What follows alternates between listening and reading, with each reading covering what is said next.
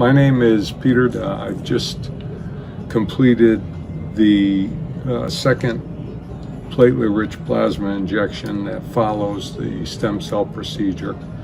I had the stem cell procedure done 2 months ago, and that's followed every 30 days with a PRP shot, and the last one was today.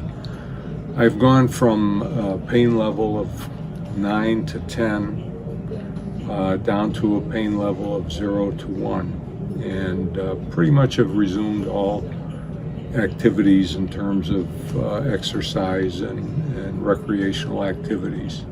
So very pleased at this point with the success of the shots, and look forward to building on it. Dr. Pearl tells me she expects even more improvement, so I plan to continue the physical therapy that I've been going through till I get to the point